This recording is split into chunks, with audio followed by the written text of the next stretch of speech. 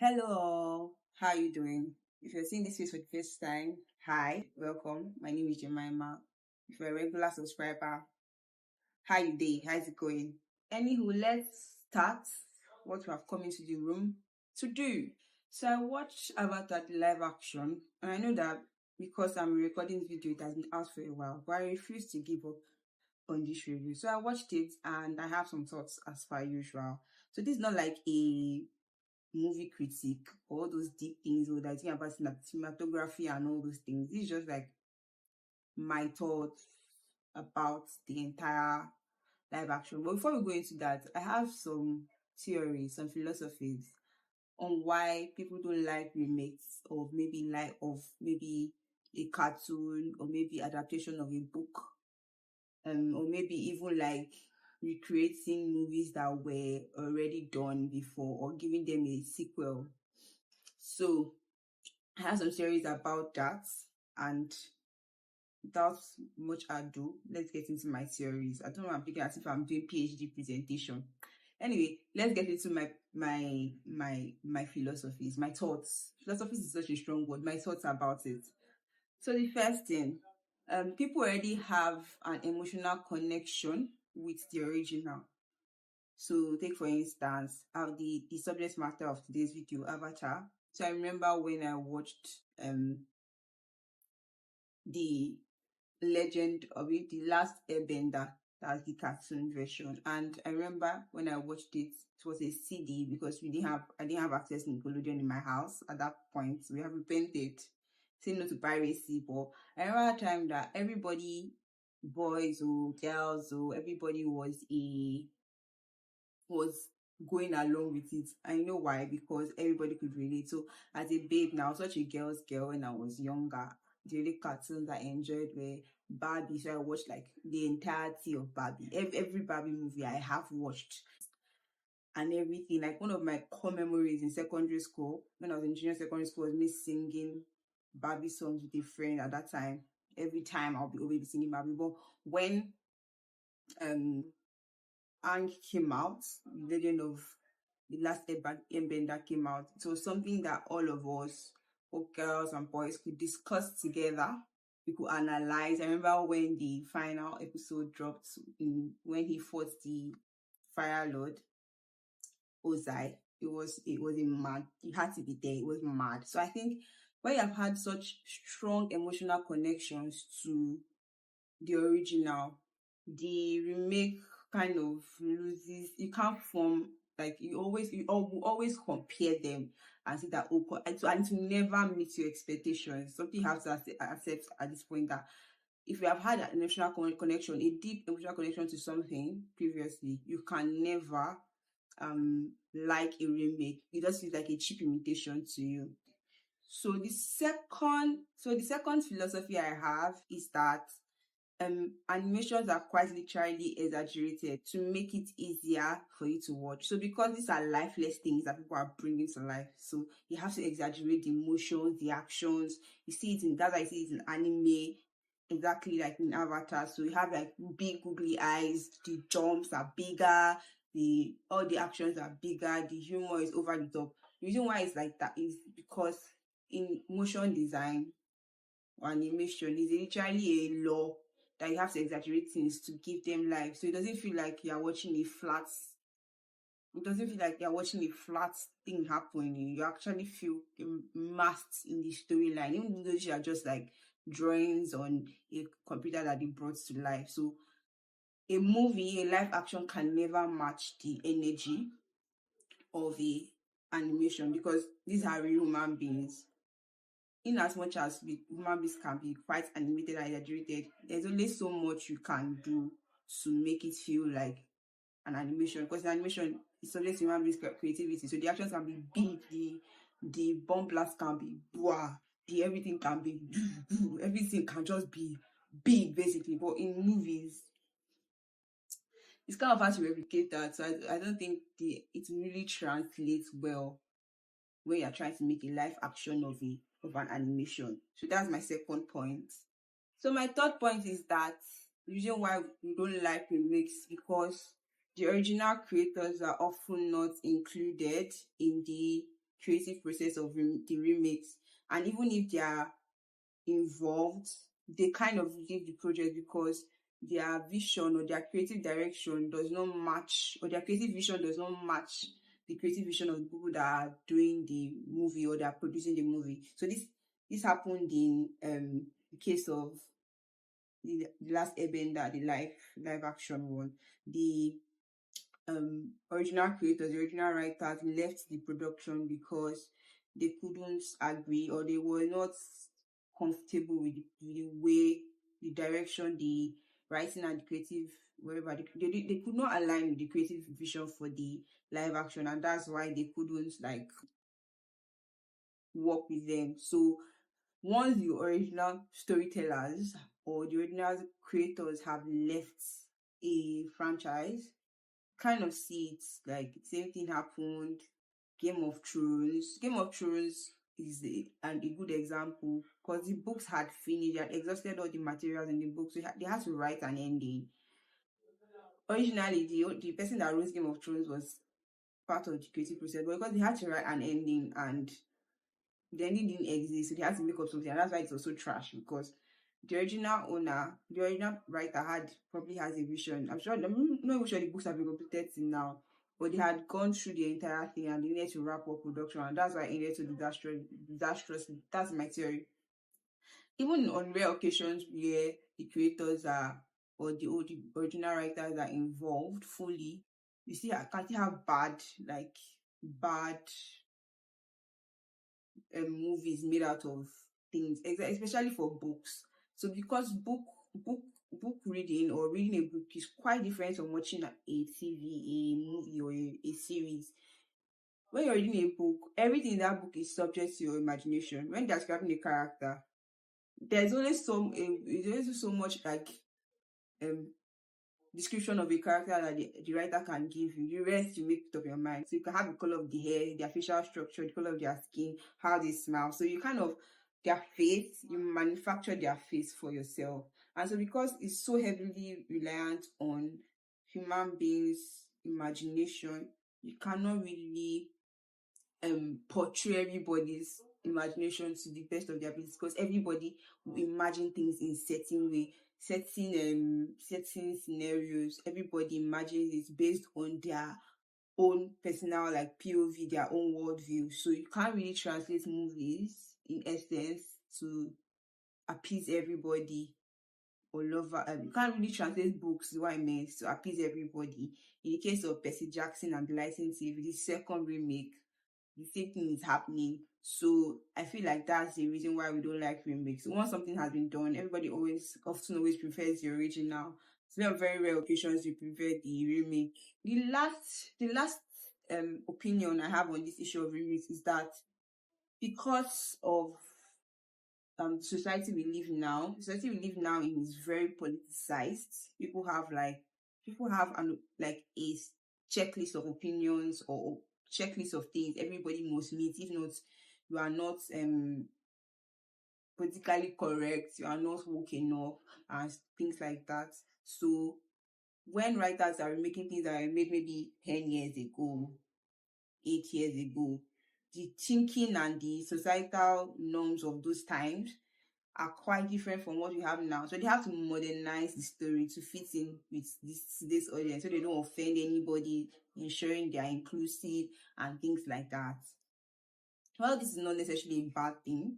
I also feel like it can change the message or the fundamental message of a piece of work, a creative work. So, for example, in this Legend of Aang, um, let's say Legend of Aang. The Last Airbender is why I don't know. I keep saying Legend of Aang because of Legend of Korra. The Last Airbender is the name of Aang's Avatar series. So in the Last Airbender, that's the cartoon version. The writers or the producer said that Sokka was sexist in that one, and in this one they'll make him less sexist. Now, do I agree that Sokka was sexist in the first one? Obviously, yes.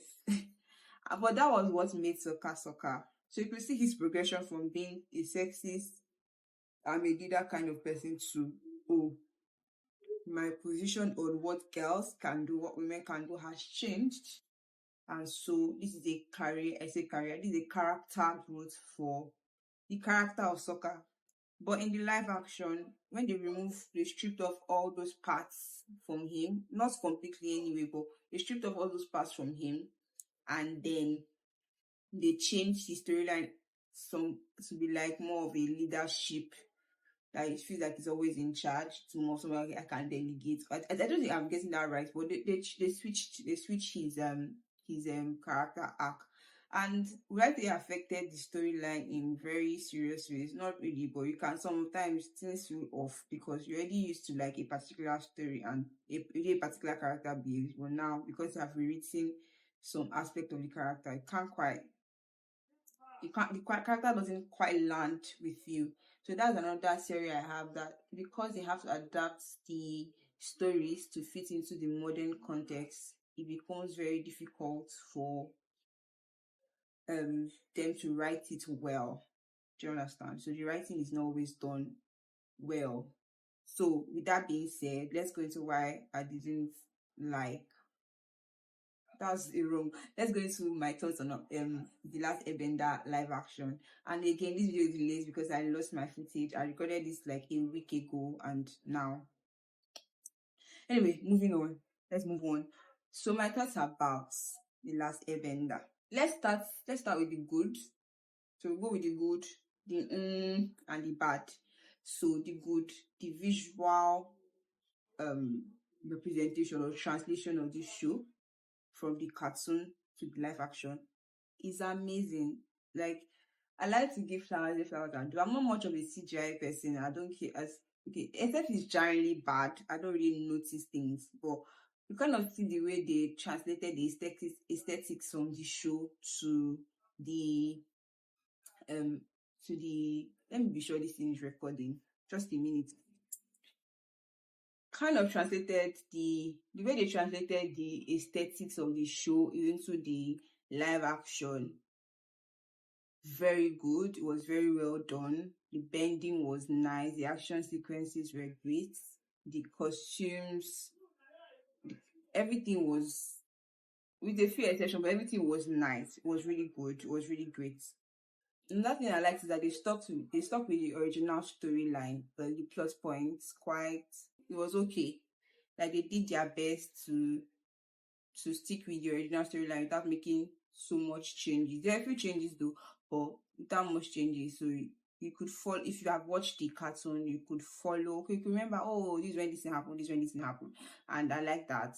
So the casting choices is the third thing. The casting choices for this movie are either they are they are they are not bad at all. Like for some characters, you can actually see them being like embodying what the character.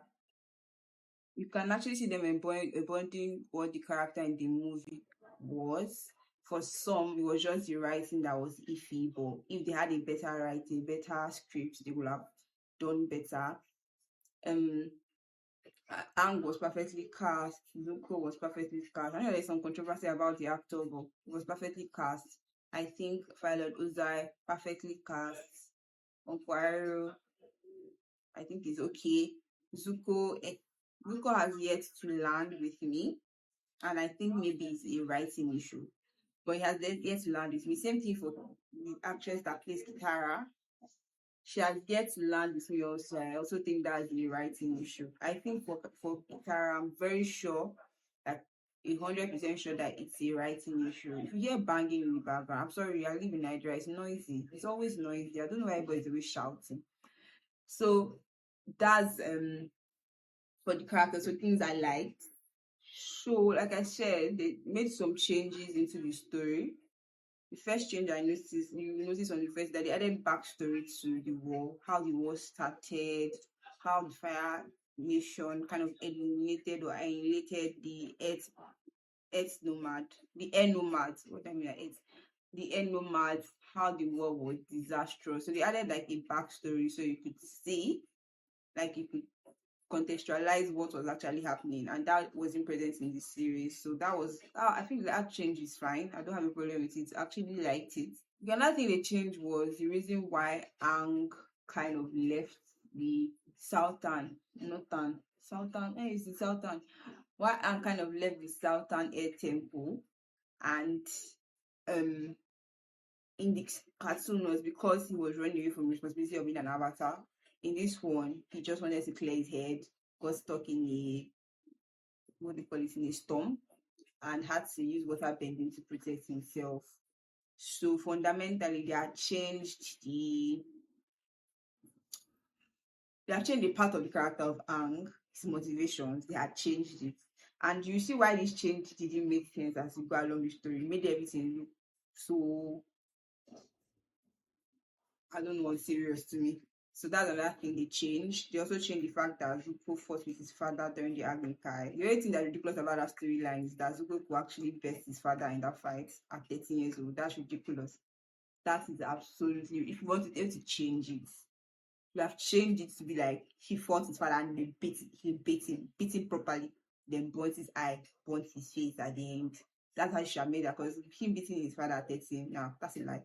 That's his bloody lie. Nothing they changed, that they tried to make Fire Lord Ozai and Azula very prominent in the first book. Meanwhile, in the first book, you kind of hear of him, you kind of see his, in the cartoon, you kind of hear of him, you kind of see his back. Like they make him very menacing in the cartoon, that oh, he's the final boss and things like that. So in this world, he's just always around. I don't know why. We're seeing him entirely too much, in my opinion. Although the cartoon was marketed to children, it's actually literally on a children's network. Everybody else could watch it for families, but this one, so for that reason, the cartoon didn't, like, you saw the effects of the war, but they didn't really explore the darker themes as much. In this one there was like, they explored the darker themes, so the effect of war, how war kind of affects everybody, from the aggressors of the war to the, what they call those ones, the receivers of the war. So you kind of saw how everybody was affected. So in Uncle Iroh's case, he was a major aggressor, where he lost his son. They kind of made him rethink about it, and you see that it took a personal loss. That's a very big thing about Iroh's story, that in the cartoon they kind of gloss over. It was only when he lost his son he kind of had a rethink about all the things they were doing, not the bad things they were doing to other people. And not if he had a full rethink, he was still like, somehow, it was not supporting the war, but in that was it, like addressing it or trying to stop it. So he became complacent, but the only thing that he didn't harm any more people, but the harm had already been done. And you see it in this one, that when they captured him in the Earth Nation, and that guy was like, you killed my brother, he was just 19, is that 19 or 16? And you could see how that affected that guy's, his mentality growing up. You see PTSD with Kitara losing her mother. You see how Sokka navigated self-doubt, even Ang, Azula with insecurity. Everybody had, like, they're showing everybody's weaknesses and the dark effects of having such a very violent history. So I say I liked that. It was fine for me. It was not like, oh, brilliant, but I actually like that they explored the effects of war. Even that our current war is very, very, yeah, our current war, they are fighting, everybody's fighting each other. There's a very terrible war going on right now. But you cannot see them explore how war does not bring anything great. It just makes people, it just rubs off our humanity and makes people deeply, deeply scarred.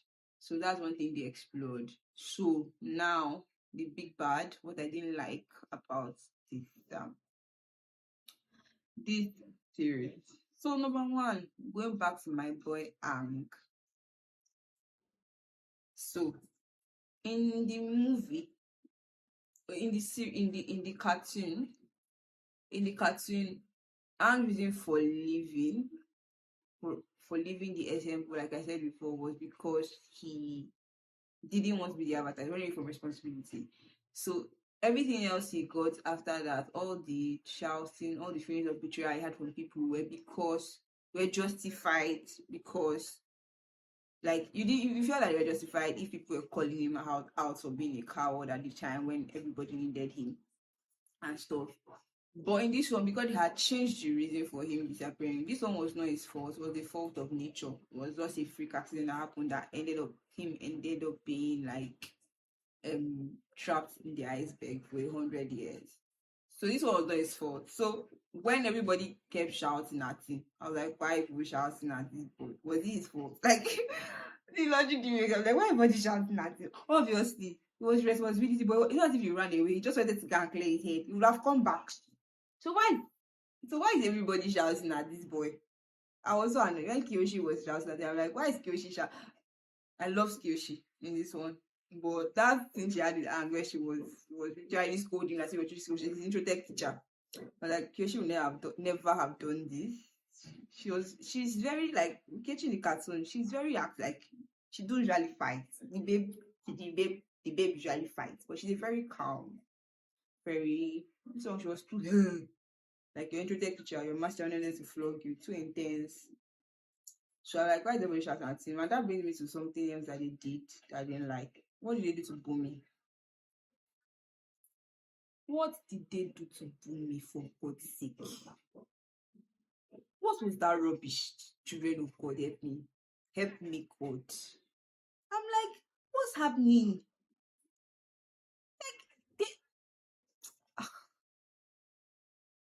I want to rant about this Bumi, but this video is already going too long. But what did they do to Bumi? They fundamentally changed the reason why Bumi tested Ang. The only reason why Bumi tested Ang was because he had missed his friend. For 100 years, he hadn't seen Ang. I thought that this would be the last opportunity for him to play a game with Ang, so that Ang could know who he was. And at the same time, teach him that, oh, sometimes he has to make hard decisions. But in a very fun, a very light-hearted way. This one was just overly annoying. I'm like, I think it was episode 4. I'm like, hey, you guys have lost me.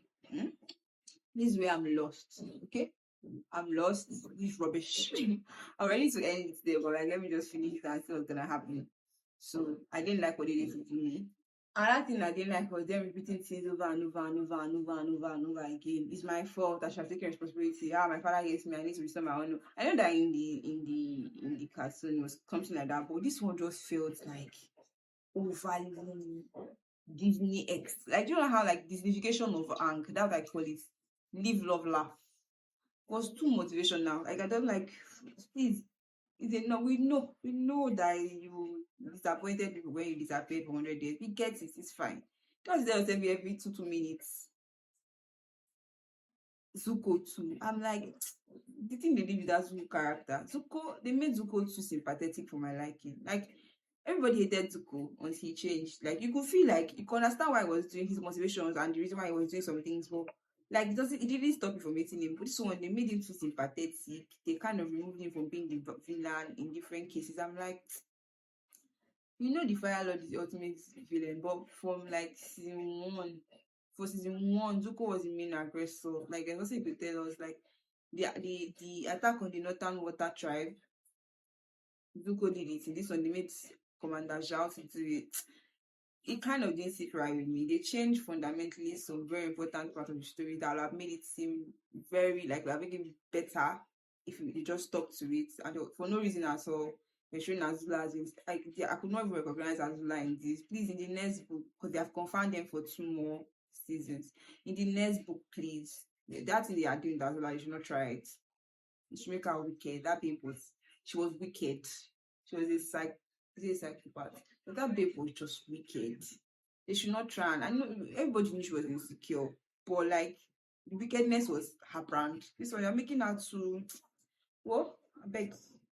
They should not do that again. The last person they really absolutely destroyed, Kitara.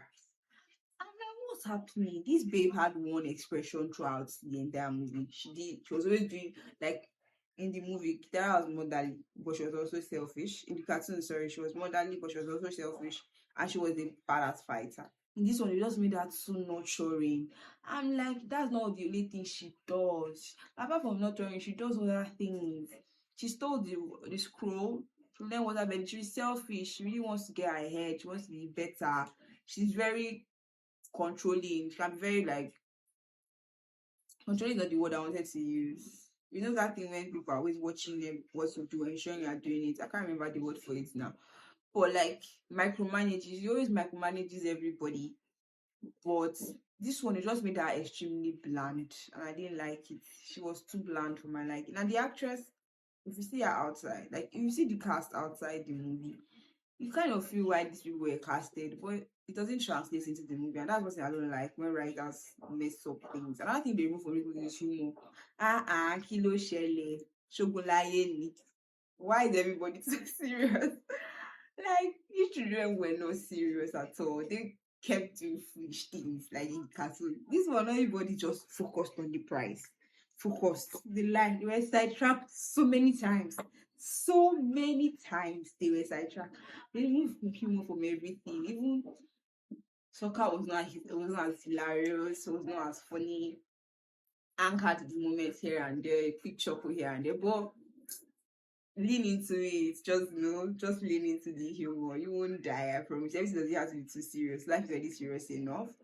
Another thing they did was that they took away Ang's curiosity to learn how to bend, because in the first whenever Kitara was practicing, Ang never practiced that, and that was very strange for me because in the first book, Ang was very, very like willing to learn.